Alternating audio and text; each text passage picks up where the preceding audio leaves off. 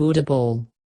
Ingredients: 1 1/4 cups short grain brown rice or long grain brown rice, rinsed.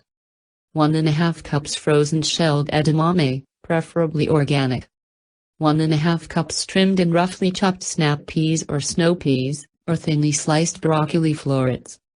1 to 2 tablespoons reduced sodium tamari or soy sauce, to taste.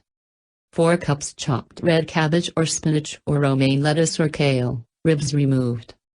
2 ripe avocados, halved, pitted and thinly sliced into long strips. Wait to slice just before serving. See details in step 5.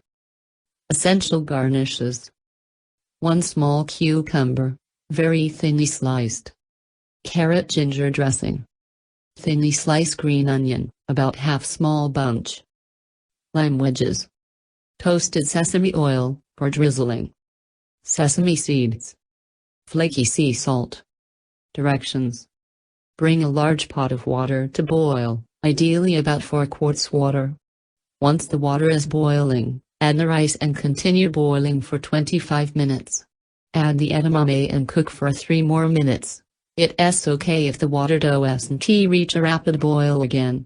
Then add the snap peas and cook for 2 more minutes. Drain well, and return the rice and veggies to the pot.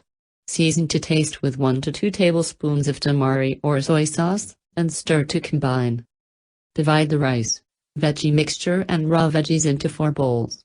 Arrange cucumber slices along the edge of the bowl, see photos. Drizzle lightly with carrot ginger dressing and top with sliced green onion. Place a lime wedge or 2 in each bowl. When you're ready to serve, divide the avocado into the bowls. Lightly drizzle sesame oil over the avocado, followed by a generous sprinkle of sesame seeds and flaky sea salt. Serve promptly.